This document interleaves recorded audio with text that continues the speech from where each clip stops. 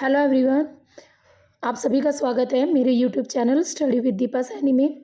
Guys, जैसा कि आप देख रहे हो, ये आपका जो भी नया सिलेबस आया था भूगोल का, पीजीटी ज्योग्राफी का, ये वही सिलेबस है जिसमें ए पार्ट में था भाई आपकी ज्योग्राफी ऑफ इंडिया कंप्लीट, और बी पार्ट में था आपका भौतिक भूगोल। और बी पार्ट की अगर हम बात करें ना, तो ये आपकी 11वीं की एनसीईआरटी थी। ठीक है, अगर बी पार्ट की बात करें तो ये 11वीं की एनसीईआरटी थी। तो आज से मैं आपको करवाने जा रही हूँ 11वीं की एनसीईआरटी, जिसमें हम 11वीं की एनसीईआरटी का हर एक टॉपिक डिटेल में पढ़ेंगे। तो आज की क्लास में मैं आपको कौन सा टॉपिक कराऊंगी? आज की क्लास में हम पढ़ेंगे भूगोल एक विषय के रूप में, इसका विकास और इसका कार्य क्षेत्र। इस टॉपिक से आपके क्या क्या क्वेश्चन बन सकते हैं, तो मैं आपको इम्पोर्टेंट वे में पढ़ाऊंगी। फालतू फंड की लाइनें हम नहीं पढ़ेंगे। जहाँ से हमारे क्वेश्चंस बनते हैं हम से केवल वो वाला पार्ट कवर अप करेंगे। ठीक है, तो वीडियो के साथ लास्ट तक बने रहना। और अगर आप चाहते हो कि मैं आपको ये सारे टॉपिक एनसीईआरटी से कराऊँ, क्योंकि आपके देखो क्वेश्चन कहाँ से बनने हैं, एनसीईआरटी से ही बनने हैं। एनसीईआरटी से ही बनने हैं, पर थोड़ी डिटेल में आ जाएंगी चीज़ें। उसके लिए कोर्स अवेलेबल है, कोई दिक्कत नहीं है। ठीक है, तो एनसीईआरटी से आपके क्वेश्चन बनने हैं। तो चलिए इसी के साथ शुरू करते हैं अपनी आज की वीडियो। यहाँ पर आप देख सकते हो, ये है हमारी क्लास 11वीं की एनसीईआरटी। अब इस क्लास 11वीं के एनसीईआरटी जिसका नाम है भौतिक भूगोल के मूल सिद्धांत। ठीक है, तो ये है भाई आपकी 11वीं की एनसीईआरटी भौतिक भूगोल के मूल सिद्धांत। अब इस एनसीईआरटी के आप एक बार टॉपिक देख लो कि कौन कौन से टॉपिक आप कहोगे हाँ जी पूरा का पूरा सिलेबस ही 11वीं की एनसीईआरटी से है। अगर भौतिक भूगोल की बात करें तो बी जो ब्रांच है ना सिलेबस की, बी ब्रांच, उसके मैक्सिमम टॉपिक आपके इसी बुक से हैं। देख लो, जो इसकी यूनिट 1 है, अगर इसकी यूनिट 1 की बात करें जो आज मैं आपको करा दूंगी, ठीक है, इससे रिलेटेड क्वेश्चन भी मैं आपको बता दूंगी। तो ये पूरी जो यूनिट 1 है ये भी आपकी पूरी की पूरी सिलेबस में है। सेकंड यूनिट भी पूरी की पूरी सिलेबस में है, थर्ड भी एंड फोर्थ भी। ठीक है, बिल्कुल एज इट इज़ दी हुई है चीज़ें। अगर यहाँ पर महासागरीय जल संचलन लिखा हुआ है तो आपके सिलेबस में भी महासागरीय जल संचलन ही लिखा हुआ है। तो ये आपकी 6 की 6 यूनिट कंप्लीट आपके सिलेबस में है। तो जो एग्जामिनर है उसने और कहीं से सिलेबस नहीं लिया है, उसने 11वीं और 12वीं के एनसीईआरटी का ही सिलेबस उठाकर आपको दिया है। ठीक है, ये तो हो गई आपकी सिलेबस से डिस्कशन। तो मैं अब आपको डेली एक चैप्टर कराऊंगी, एक टॉपिक आपको डेली मिलेगा एनसीईआरटी का, और उस टॉपिक को पढ़ने से आपका सारा कंसेप्ट क्लियर हो जाएगा। ठीक है, तो आज का हमारा टॉपिक रहेगा भाई भूगोल एक विषय के रूप में, जो कि आपका बी पार्ट का फर्स्ट ही टॉपिक है। देखो, आप सबको पता है भूगोल एक सब्जेक्ट है। हम इतनी बात तो हम सभी जानते हैं, आप सब जानते हो। आप भूगोल के अंदर क्या क्या पढ़ते हो, क्या क्या पढ़ते हो आप भूगोल के अंदर? हम भूगोल के अंदर पढ़ते हैं अर्थ के बारे में। हमारी अर्थ पर जो भी कुछ पाया जाता है, पर्वत, पहाड़, मैदान, ये सारी चीज़ें जो भी आपके फिजिकल स्ट्रक्चर पाए जाते हैं और जो भी उनका भौतिक वातावरण है, सब कुछ हम भूगोल में पढ़ते हैं, ज्योग्राफी में पढ़ते हैं। अब पहले तो भूगोल सिर्फ यहीं तक सीमित था, बट जैसे जैसे टाइम बीतता गया तो भूगोल में और चीज़ों को ऐड किया गया था, बहुत सारी चीज़ों को ऐड किया गया था। क्योंकि हमने देखा क्या कि जो भूगोल है उसमें आपके नेचुरल फीचर्स तो होते ही हैं, उसके साथ साथ वो सारे फीचर्स मानव के साथ अंत्यक्रिया भी करती हैं। ठीक है, अब जैसे पहाड़ हैं, नदियां हैं, तो हमें इफेक्ट भी तो करते हैं ना। पहाड़ी एरियाज़ पर कम पॉपुलेशन है, आपके मैदानी एरियाज़ पर ज़्यादा पॉपुलेशन है, तो कहीं ना कहीं इफेक्ट कर रहे हैं हमें। तो इस तरीके से ये देखा गया कि जो वातावरण के साथ अनुकूलन की बात करें, यानी एडजस्टमेंट की बात करें नेचर और ह्यूमन के बीच, तो वो भी कहीं ना कहीं बहुत ज़्यादा इफेक्ट करता है। तो ये सारी चीज़ों को भी धीरे धीरे भूगोल में फिर ऐड किया जाने लगा। तो भूगोल एक आप ये कह सकते हो ज्योग्राफी एक पूरा बड़ा सब्जेक्ट बन गया था, बहुत सारी चीज़ें इसमें ऐड हुई थी। ठीक है, फिर धीरे धीरे ग्लोब आया, ग्लोब जिसे हिंदी में गोलक कहते हैं। ग्लोब आया और ग्लोब की हेल्प से हमने देखा कि हमारी अर्थ कैसी है। अब हमारी अर्थ देखने में कैसी है, किस तरीके से विकसित हुई है, ये सारी चीज़ें। फिर जीआईएस आया, जीआईएस जिसकी फुल फॉर्म होती है ज्योग्राफिकल इंफॉर्मेशन सिस्टम, भौगोलिक सूचना तंत्र। अब देखो, अब आप कहोगे कि प्रैक्टिकल ज्योग्राफी का एक भी टॉपिक नहीं है, बट देखो यहाँ पर आपके एनसीईआरटी में दिया हुआ है। अब क्वेश्चन ये बन सकता है कि जीआईएस की फुल फॉर्म बताइए, तो समझ रहे हो ना। तो आपको ये लगा जो एनसीईआरटी में लिखा है, चाहे वो अब एक भूगोल एक विषय के रूप में आप इसमें देखोगे कितनी चीज़ें ऐड हो जाएंगी, नहीं। ठीक है, गणक मानचित्र कला जिसे हम बोलते थे कंप्यूटर कार्टोग्राफी, यानी कंप्यूटर से हम जो मैप बनाते हैं, आंकड़े कलेक्ट करते हैं, उनका एनालिसिस करते हैं, वो सारा सिस्टम। तो इस तरीके से ये सारी चीज़ें अब धीरे धीरे ज्योग्राफी में ऐड होने लगी। ठीक है। अब हमारी जो पृथ्वी है उस पर दुनिया भर के आपके जीव जंतु भी रहते हैं, छोटे बड़े बहुत सारे जीव जंतु हैं, पर्वत पहाड़ मैदान नदियाँ सब कुछ है। अब इनका और जीव जंतुओं का और इन नेचुरल जो फीचर्स हैं उनका आपस में रिलेशन, और उन सब का मानव के साथ मनुष्य के साथ रिलेशन। तो कहीं ना कहीं अगर हम बात करें तो जो भौतिक पर्यावरण है और सांस्कृतिक लक्षण है, सांस्कृतिक लक्षण यानी मनुष्य से रिलेटेड एक्टिविटी, भौतिक पर्यावरण यानी नेचर से रिलेटेड आपका एनवायरनमेंट, उन दोनों के बीच जो रिलेशन है उस रिलेशन को समझने में हेल्प करता है हमारी कौन, ज्योग्राफी। ठीक है। तो इसमें बहुत सारी मानव समाज से रिलेटेड बहुत सारी चीज़ें भी ऐड की गई हैं। अब क्वेश्चन ये भी आता है कि भूगोल है क्या। अब नॉर्मल तो हम बोल देते हैं भाई हमारी जो पृथ्वी है उसको जो डिस्क्राइब करना है, पृथ्वी पर जो भी कुछ पाया जाता है उन सब के बारे में बताना ही भूगोल है। ठीक है। सर्वप्रथम आप क्वेश्चन आपका यहाँ से बनता है, सबसे पहले जो ज्योग्राफी शब्द है उसका यूज किसने किया था भाई, तो ध्यान से देखिए। सर्वप्रथम भूगोल शब्द का प्रयोग करने वाले थे इरेटासथनीज। ये आपका क्वेश्चन बार बार रिपीट होता है। अब ये भी पूछा जा सकता है कि इरेटासथनीज किस देश के विद्वान थे, तो वो एक ग्रीक विद्वान थे, ये आप याद रखोगे, ग्रीक विद्वान थे। उसके साथ ये ईसा पूर्व भी पूछा जा सकता है भाई, कब से कितने से कितने ईसा पूर्व के बीच, 276 से 194 ईसा पूर्व के बीच थे ये इरेटासथनीज। उसके बाद देखें, ठीक है, इन्होंने क्या कहा, इनके अनुसार जो ज्योग्राफी है वो ग्रीक भाषा के दो शब्दों से बना है, जियो जिसका मीनिंग है पृथ्वी और ग्राफ्स जिसका मीनिंग है वर्णन, इन दोनों से मिलकर हमारा ज्योग्राफी बना है। तो अगर हम बात करें तो नॉर्मली बात पे कि भाई जो अर्थ है उस पर मनुष्य रहता है और मनुष्य के आवास के रूप में, क्योंकि पृथ्वी पर क्या है, हम आप मनुष्य का आवास है तभी तो पृथ्वी को पढ़ते हैं, है ना। तो पृथ्वी को सर्वदा ही मनुष्य के आवास के रूप में देखा गया है, पृथ्वी के आवास के रूप में देखा गया है। तो इसी तरीके से अलग अलग जो विद्वान आए उन्होंने भी जो भूगोल है उसको मानव के निवास के रूप में वर्णन किया। अब बहुत सारे आपकी जो सब्जेक्ट थे वो ऐड हो गए थे, जैसे भौमिकी आ गया, आपका पैडालॉजी आ गया जिसे मृदा विज्ञान बोलते हैं, मृदा विज्ञान, समुद्र विज्ञान, वनस्पति शास्त्र, जीव विज्ञान, आपका मौसम विज्ञान, और भी बहुत सारे सामाजिक विज्ञान के वाले। क्योंकि आपका देखो ज्योग्राफी है किसका सब्जेक्ट, किसका पार्ट है, एसएसटी का। ज्योग्राफी आपका एसएसटी का पार्ट है, सामाजिक विज्ञान का पार्ट है। अब देखो मैं अगर बात करूँ, ये क्लास आपके टीजीटी और पीजीटी दोनों के लिए। अब देखो टीजीटी के लिए कैसे, क्योंकि टीजीटी का भी एक टॉपिक है कि भूगोल एक सामाजिक विज्ञान के अध्ययन के रूप में, वो जो टॉपिक है आपका यहीं से कवरअप होगा पूरा। ठीक है, टीजीटी वाले बच्चों का।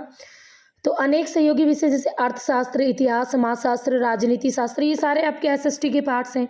तो ये सब हमें क्या अलग अलग पार्ट्स अलग अलग चीज़ों के बारे में बताते हैं। ठीक है। तो अभी यहाँ पर इतना कुछ है नहीं, अभी आगे देखते हैं जो हमारे मतलब का, हम केवल वो पढ़ेंगे। तो इस तरीके से आपके नेचर, तीन चीज़ें हैं भाई, एक तो नेचर, दूसरी चीज़ मैन यानी मनुष्य। नेचर और मनुष्य दोनों के बीच एडेप्टेशन यानी मानव का प्रकृति के साथ समझौता, अनुकूलन, मॉडिफिकेशन, उसमें परिवर्तन, हमने बहुत सारे परिवर्तन कर दिया ना नेचर में। तो ये सारी जो चीज़ें हैं उन सबको हम ज्योग्राफी में ही पढ़ते हैं। ठीक है। पहले आपका आदि मानव था, धीरे धीरे हमने टेक्नोलॉजी ले आए, कितना कुछ चेंज हो गया आज के वर्ल्ड में, कितनी टेक्नोलॉजीज आ गई हैं, आप खुद देख सकते हो। तो बहुत सारी चीज़ें हो गई हैं, है ना। तो ये सारी चीज़ें आपको पता होगी। अब यहाँ आते हैं, तो एक वैज्ञानिक विषय के रूप में भूगोल 3 वर्गीकृत प्रश्नों से संबंधित है। ये 3 प्रश्न आपको पता होने चाहिए, ये तीनों एग्जाम में आ सकते हैं। ठीक है। जो भी आपकी धरातल पर पाए जाते हैं ना, प्राकृतिक और सांस्कृतिक विशेषताएं जो भी आपकी पाई जाती हैं, नेचुरल और आपकी सांस्कृतिक विशेषताएं, उनके प्रतिरूप की पहचान से जुड़े होते हैं। तो क्या क्या प्रश्न उठता है, एक उठता है क्या का प्रश्न कि क्या है। ठीक है, धरातल पर क्या क्या है।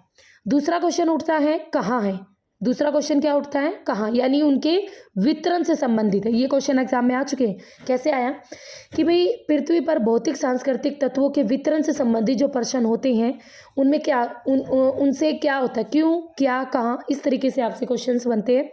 तो यहाँ पर अगर हम देखें तो वितरण से रिलेटेड बात करें तो इसका राइट आंसर रहेगा कहाँ, क्योंकि वितरण में हम क्या पढ़ते हैं कि कौन सी चीज़ कहाँ पर है, समझ रहे हो। तो क्या है, कहाँ है। और तीसरा क्वेश्चन जो उठता है इससे वो ये है कि क्यों है। तो क्या, कहाँ और क्यों।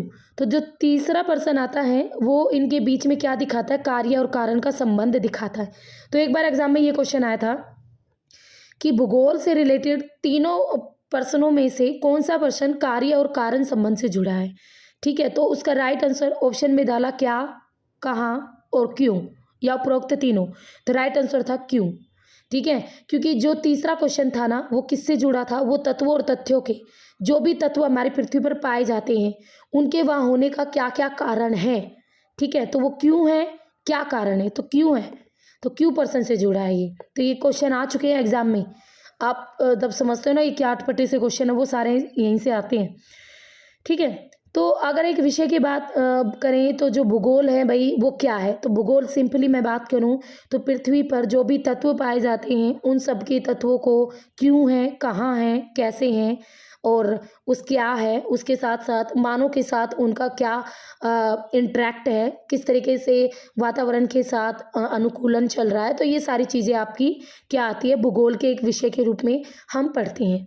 अब यहाँ पर आ गया भूगोल एक इंटीग्रेटिंग विषय के रूप में, यानी एक समाकलन विषय के रूप में। अगर हम भूगोल की बात करें ना तो ये क्वेश्चन भी बार बार आता है, भूगोल एक क्षेत्रीय संश्लेषण का प्रयास करता है।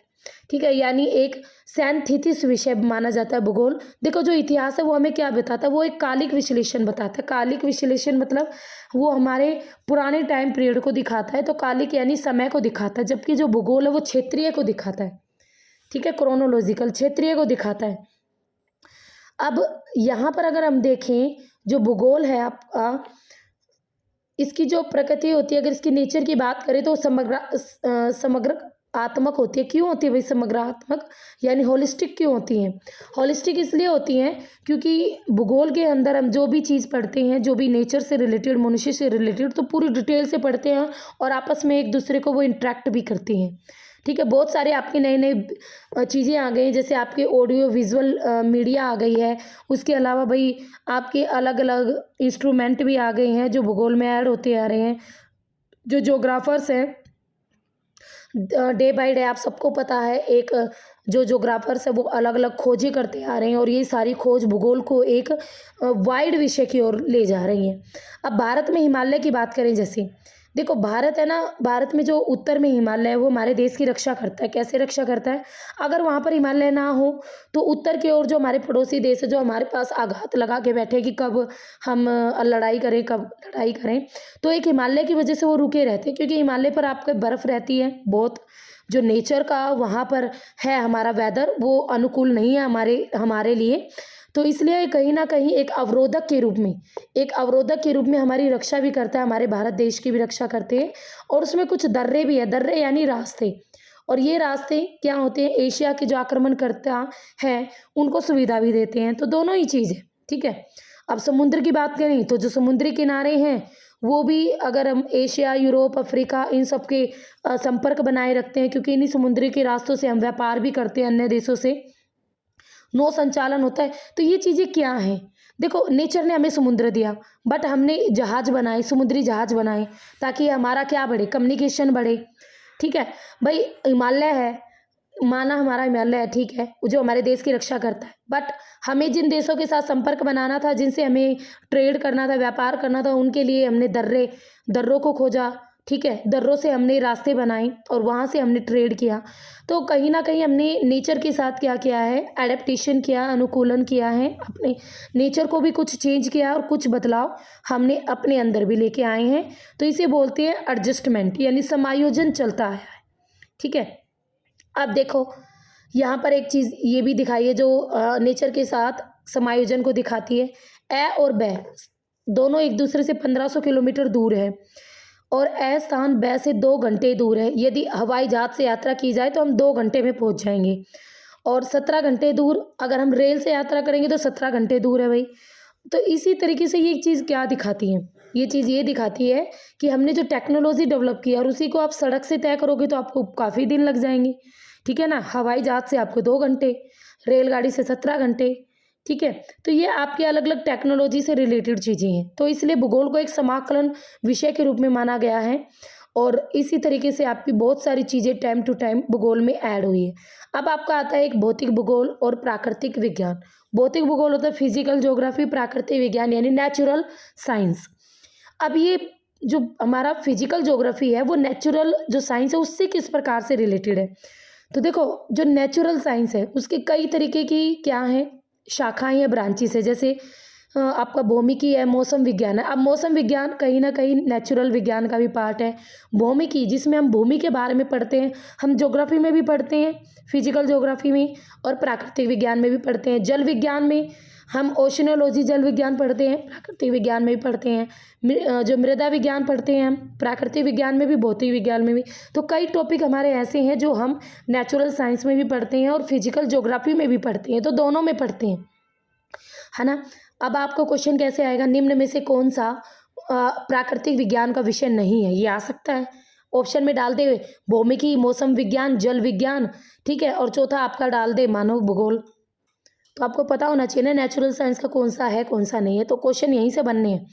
दूसरा अगर हम बात करें, जो आपका भू आकृति विज्ञान है, जलवायु विज्ञान है, सामुद्रिक विज्ञान है, मृदा विज्ञान है, ये भी कहीं ना कहीं नेचुरल साइंस से आपसे बिल्कुल रिलेट करते हैं, उनसे निकट का संबंध रखते हैं।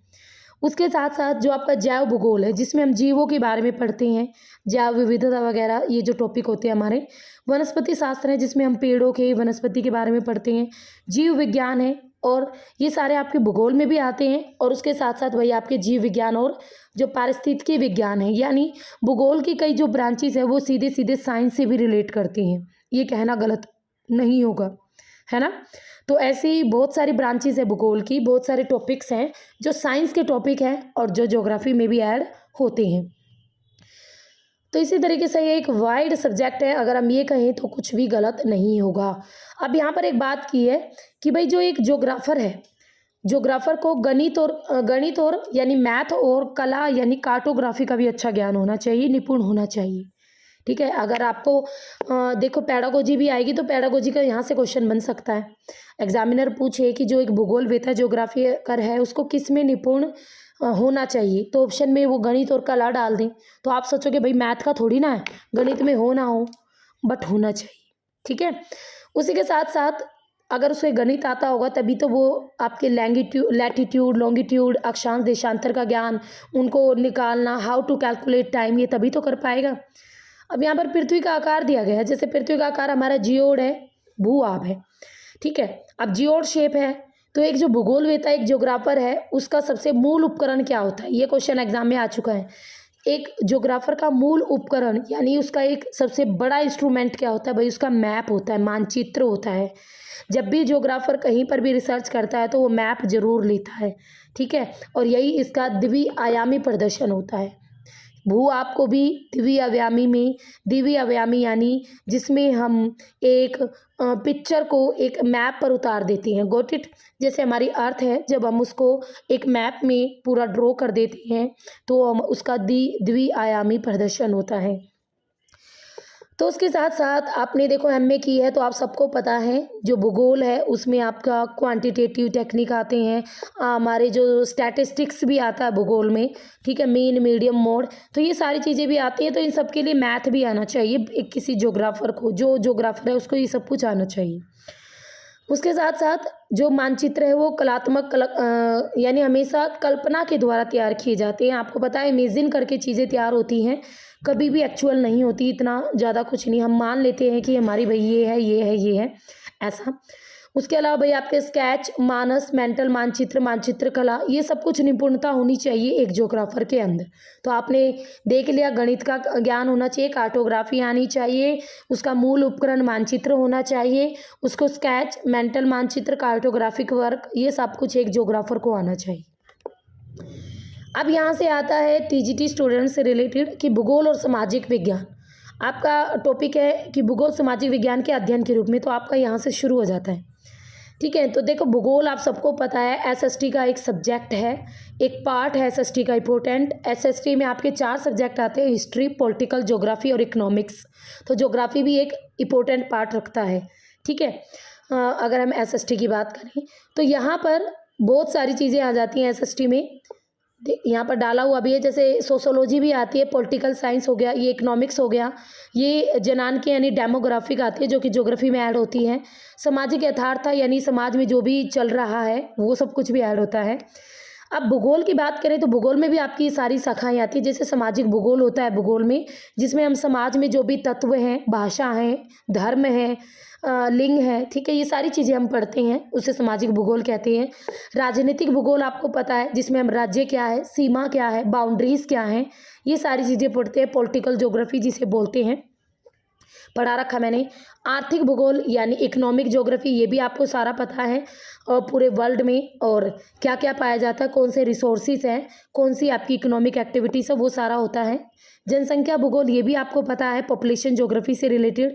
आदिवास भूगोल जिसे सेटलमेंट ज्योग्राफी कहते हैं, कि मनुष्य की मानव बस्तियाँ, शहरी बस्तियाँ, किस तरीके की बस्तियाँ हैं, कितनी पॉपुलेशन है, ये सारा इसमें होता है। तो ये सारी ब्रांचेस किसकी हैं? ज्योग्राफी की ब्रांचेज हैं, और आपस में एक दूसरे से बहुत ज़्यादा ये क्या करती हैं, रिलेट भी करती हैं, ठीक है।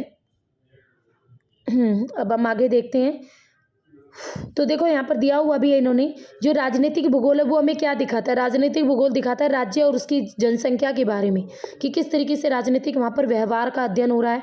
अर्थशास्त्र भूगोल दिखाता है हमें कि उत्पादन, किसी भी खनिज का कितना उत्पादन है, कैसे वितरण है, कितना उपभोग हो रहा है, कितना हम उसे खर्च कर रहे हैं, कितना व्यापार हो रहा है, ये सारी चीज़ें हम अर्थशास्त्र यानी आर्थिक भूगोल के अंदर पढ़ते हैं। ये डायग्राम दिखाने के लिए मैं आपको थोड़ा छोटा कर रही हूँ भाई, ये डायग्राम कुछ इस तरीके से हैं, ठीक है। ये थोड़ा आपको टेढ़ा दिखेगा, आप फ़ोन सीधा कर लेना, देख लेना, बाकी कुछ नहीं है भाई। चलो मैं आपको थोड़ा बड़ा ही करके दिखा देती हूँ, छोटा तो दिख नहीं रहा ही। ये भूगोल है, और ये सारी भूगोल की शाखाएं हैं। देखो, मृदा भूगोल, वनस्पति विज्ञान से आया पादप भूगोल, मृदा विज्ञान से आया मृदा भूगोल, जल विज्ञान से आया समुद्र विज्ञान या समुद्र भूगोल, ओशनोग्राफी जिसे हम कहते हैं।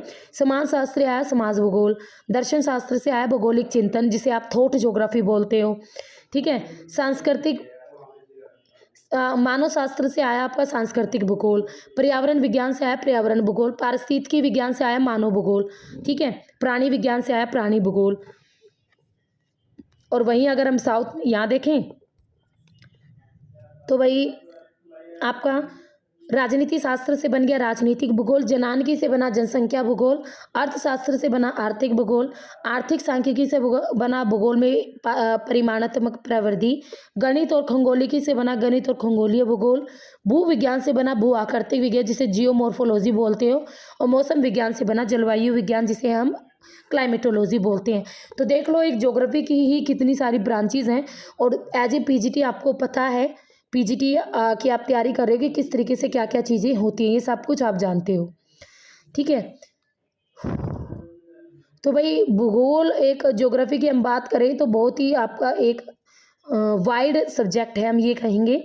अब भूगोल की शाखाओं की बात करें तो देखो, सबसे पहले भूगोल को अलग अलग पार्ट्स में डिवाइड किया जाता है। अगर भूगोल के उपागम की बात की, उपागम मीन्स अप्रोच की बात करें, तो भूगोल की दो मेन अप्रोच होती हैं, ये आपको लर्न रखनी पड़ेगी। एक तो होता है भाई विषय वस्तुगत, जिसे क्रमबद्ध भूगोल बोलते हैं, जिसे इंग्लिश में बोलते हैं सिस्टमैटिक अप्रोच या सिस्टमैटिक ज्योग्राफी या सिस्टमैटिक अप्रोच ज्योग्राफी, ठीक है।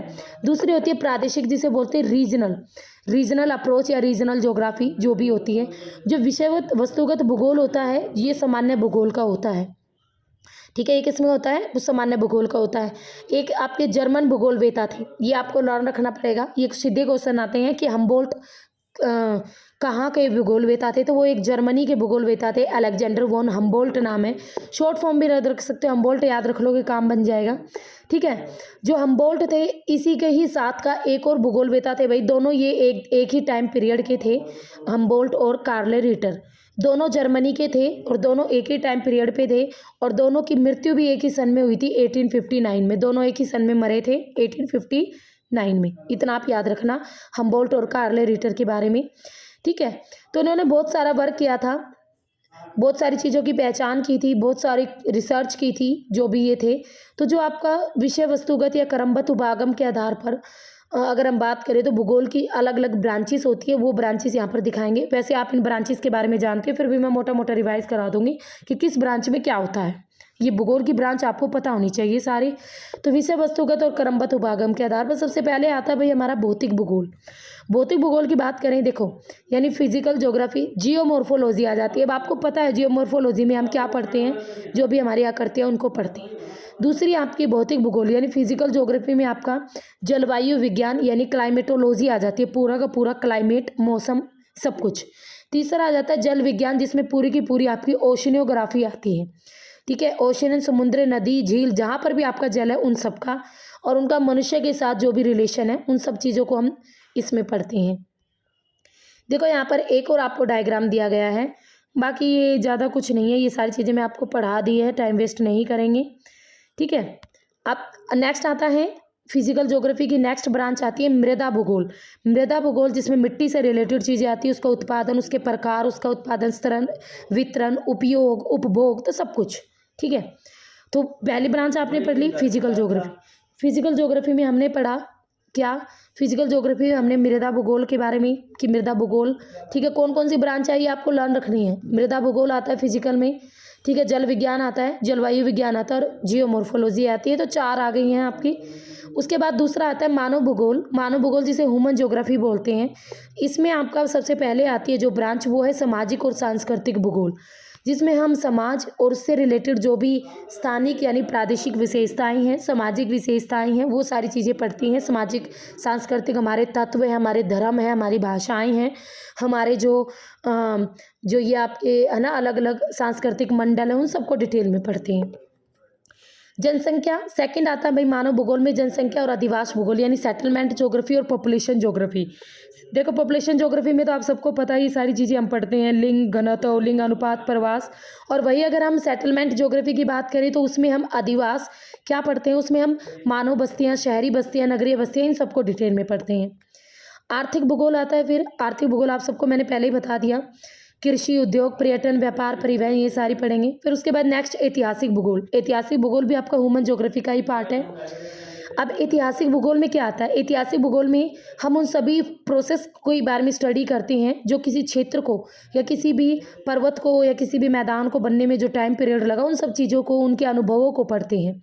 ठीक है, उसके बाद राजनीतिक भूगोल यानी पॉलिटिकल ज्योग्राफी, जो भी हमारी सीमाएं हैं, बाउंड्रीज हैं, हमारे पड़ोसी जो इकाइयां हैं, हमारे संबंध हैं, हमारे इलेक्शन निर्वाचन क्षेत्र है, मतलब सारी चीज़ें हम इसमें पढ़ते हैं पॉलिटिकल ज्योग्राफी में।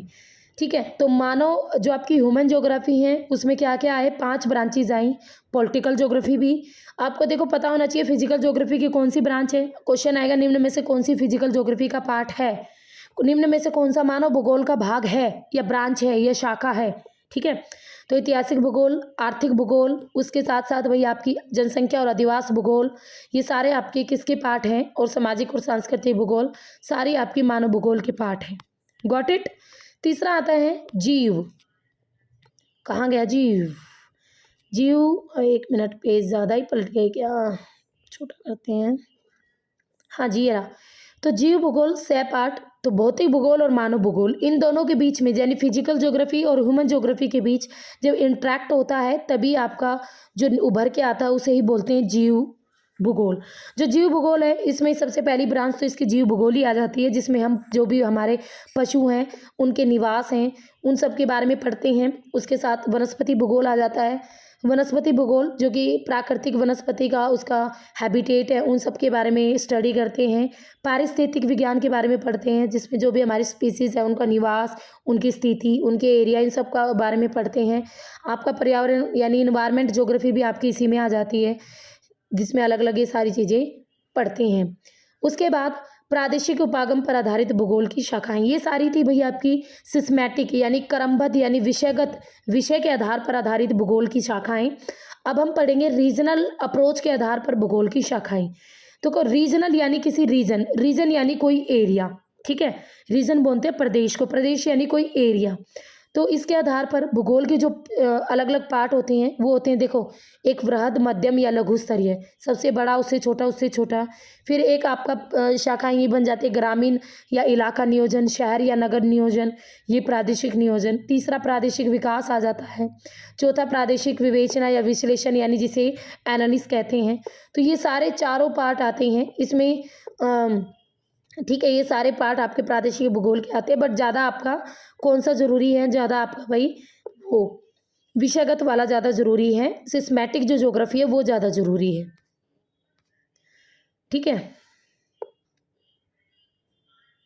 तो ये प्रादेशिक भूगोल जो है इन्हीं में ही आपके आगे आ जाते हैं, जैसे दर्शन जो जिसे हम थॉट ज्योग्राफी बोलते हैं वो आ जाता है, विधि तंत्र और टेक्नोलॉजी, इसमें आपका सारा का सारा प्रैक्टिकल वर्क आ जाता है, जिसमें आपका सर्वे हो गया, आपकी अलग अलग जो भी आप मेथड्स यूज करते हो डायग्राम बनाने में, मैप बनाने में, वो सारे जीपीएस जीआईएस, देखो जीपीएस की फुल फॉर्म भी दे रखी है, वैश्विक स्थिति है तंत्र। ठीक है, यहाँ पर ये सारी चीज़ें आ जाती हैं। अब इसके बाद हमारा ये कुछ नहीं है, भौतिक भूगोल फिजिकल ज्योग्राफी, अब उसमें दिए एक टॉपिक के नाम दे रखे हैं कि फिजिकल ज्योग्राफी में आप सबको पता है जो जो ब्रांचेस है उसमें बहुत सारे डिफरेंट डिफरेंट टॉपिक्स हैं, उन सबको हम पढ़ते हैं। हाँ जी, यहाँ पर एक चीज़ डाली गई है, जो मिट्टी है, जो मृदा है, वो एक नवीकरणीय यानी पुण्य स्थापनीय संसाधन है। पुण्य स्थापनीय संसाधन है यानी नवीकरणीय क्यों माना जाता है, क्योंकि इसको टाइम पीरियड तो ज़्यादा लगता है बनने में, बट फिर भी मिट्टी अपने आप को डेवलप कर लेती है, और जो कि आपके भौतिक भूगोल का एक इम्पोर्टेंट पार्ट है। ठीक है, उसके साथ साथ आर्थिक और सांस्कृतिक विकास सब कुछ पढ़ते हैं। सस्टेनेबल डेवलपमेंट भी आता है, जो कि हमारे भौतिक वातावरण को ज्ञान को दिखाता है। यहाँ पर ये जो दो आपको दिख रही हैं, दोनों की दोनों क्या है डेफिनेशंस है। भूगोल क्या है, एक तो हार्शन की डेफिनेशन है भाई, एक हैटनर की डेफिनेशन है। मैं आपको बता दूं, ये दोनों डेफिनेशन मोस्ट इम्पोर्टेंट है, आपको दोनों डेफिनेशन लर्न करनी है, एग्जाम में पूछी जा सकती हैं। डेफिनेशन आएगी, नीचे आपको ज्योग्राफर का नाम दे देगा कि भूगोल का उद्देश्य धरातल की प्रादेशिक और क्षेत्रीय भिन्नता का वर्णन और व्याख्या करना है। ये परिभाषा भूगोल की किसने दी है, तो ऑप्शन में आपको हार्शॉन जरूर लिखा हुआ मिलेगा। ठीक है, तो जो ये क्या कहता था हार्शॉन, कि भूगोल जो है उसकी धरातल पे जो भी रीजनल है, ठीक है, या जो भी क्षेत्रीय विभिन्नता है, अलग अलग चीज़ें, उन सब का वर्णन करना और उन सब की व्याख्या करना ही भूगोल का उद्देश्य है। कि ये कहता था कि भूगोल का काम ही यही है कि हमारी पृथ्वी पर जो भी अलग अलग प्रादेशिक विभिन्नताएं मिलती हैं उन सबको व्याख्या करना, उनका वर्णन करना। हैटनर क्या कहता था, हैटनर कहता था भाई जो भूगोल है वो धरातल के अलग अलग पार्ट में जो भी चीज़ें पाई जाती हैं उनमें आपस के रिलेशन में जो भी तथ्य में अलग अलग भिन्नता है उन सबका अध्ययन करना है, तो कारणात्मक रूप से। ठीक है, यानी पूरे किस वजह से हुआ उसके साथ। तो ये दो डेफिनेशन आपको ज़रूर लर्न करनी है। साथ के साथ इस चैप्टर की जो एनसीईआरटी में क्वेश्चन है वो भी मैं आपको बता देती हूँ। ये क्वेश्चन आपके सारे एग्जाम में आ चुके हैं। तो पहला क्वेश्चन है भाई, निम्न में से किस विद्वान ने भूगोल शब्द का यूज़ किया। तो आई थिंक इसका आंसर अब मैं नहीं बताऊंगी, ये मुझे आप कमेंट बॉक्स में लिख के बताओगे, तभी मुझे पता चलेगा आपने पूरी वीडियो देखी है या नहीं देखी है। नेक्स्ट क्वेश्चन है, निम्न में से किस लक्षण को भौतिक लक्षण कहा जाता है। ये मैं आपको करवा देती हूँ। पतन, देखो बंदरगाहें तो मनुष्य बनाता है ना, सी पोर्ट, तो ये आपकी भौतिक लक्षण होगा ही नहीं, फिजिकल नहीं है ना, ये आपका ह्यूमन है। ठीक है, उसके बाद मैदान, हाँ जी, जो मैदान है आपके वो आपके फिजिकल है। सड़कें की बात करें तो सड़क तो मैन मेड है। जल उद्यान, वो भी जो भाई उद्यान है आपके पार्क वगैरह, ठीक है, जल उद्यान, तो वो भी आपके भौतिक लक्षणों में नहीं। ठीक है, तो इसका राइट आंसर क्या रहेगा, तो इसका राइट आंसर रहेगा भाई क्या, मैदान। ठीक है, तो मैदान इसका राइट आंसर रहेगा ऑप्शन नंबर 2। अब नेक्स्ट आता है, इसमें जो क्वेश्चंस है बढ़िया लेवल का क्वेश्चन है, और ये एक बार पीजीटी ज्योग्राफी में आया हुआ क्वेश्चन है भाई, यहीं से उठा रखा था। देख लो, मैंने कहा था ना, एक तरफ भूगोल की शाखाएं दी हुई हैं और एक तरफ आपको प्राकृतिक और सामाजिक विज्ञान दिया हुआ है। ठीक है, तो मौसम विज्ञान जलवायु विज्ञान से रिलेटेड है। ठीक है, तो मौसम विज्ञान जलवायु विज्ञान से रिलेटेड है। जनानकी की बात करें तो जनानकी आपका जनसंख्या भूगोल से रिलेटेड है। समाज शास्त्र भाई आपका सामाजिक भूगोल से रिलेटेड है, और मृदा विज्ञान आपका मृदा भूगोल से रिलेटेड है। तो इस तरीके से यह आपका आज का हमारा चैप्टर कंप्लीट होता है। एक टॉपिक मैंने आपको कंप्लीट करा दिया। अच्छा, आगे भी है क्वेश्चन, देखो अब आप कह रहे थे ना, ये देखो क्यों और क्या कारण से रिलेटेड क्वेश्चन आ गया, तो चलिए इसे भी देख लेते हैं। निम्न में से कौन सा प्रश्न कार्य और कारण संबंध से जुड़ा हुआ है? क्यों, क्या, कहाँ और कब? देखो कहाँ वाला तो वितरण से जुड़ा हुआ है, ठीक है। और क्या है, क्यों है, ठीक है। क्या वाला आपको मैंने पहले बताया था कि क्या क्या है हमारी पृथ्वी पे। अब क्यों है, जो क्यों का है वो सीधा रिलेटेड, क्यों वाला जो प्रश्न है वो कार्य और कारण से संबंधित है, ठीक है। तो इसका राइट आंसर होगा ऑप्शन नंबर ए। नेक्स्ट है, निम्न में से कौन सा विषय कालिक विश्लेषण प्रस्तुत करता है? कालिक तो इतिहास, मैंने आपको बताया इतिहास में हम समय को पढ़ते हैं ना, आपके उसमें आपके पास्ट में जो कुछ हुआ है किस तरीके से हुआ है, तो कालिक विश्लेषण पढ़ते हैं इतिहास में। भूगोल तो आपका एक क्षेत्रीय विश्लेषण है। कैसा भूगोल, क्या है भूगोल? एक जो क्षेत्रीय विश्लेषण करता है। भूगोल क्या करता है? क्षेत्रीय विश्लेषण। तो इसी के साथ हमारा एनसीईआरटी का पहला टॉपिक कंप्लीट होता है। अगर आप चाहते हो मैं डेली एनसीईआरटी कराऊं, ठीक है, 15-20 दिन बचे हैं आपके एस्टेट में, अभी कोई वैसे फाइनल डेट आई नहीं है, तो इसमें आपके एनसीईआरटी के सारे टॉपिक अगर आप डिटेल में पढ़ना चाहते हो 11th और 12th के, मैं एक दिन में 2-2 वीडियो भी डाल दूंगी। बट अगर आपका रिस्पॉन्स अच्छा रहेगा, आप लाइक शेयर करोगे, सब्सक्राइब करोगे मेरे चैनल को तब, ठीक है। अगर आप सब्सक्राइब नहीं करोगे, लाइक शेयर नहीं करोगे, मुझे व्यूज़ नहीं मिलेंगे, तो भाई मेरा भी मन नहीं करेगा ना, तो ये आपके ऊपर है। तो फिर मिलेंगे, तब तक के लिए have a nice day. Okay, bye bye, see you.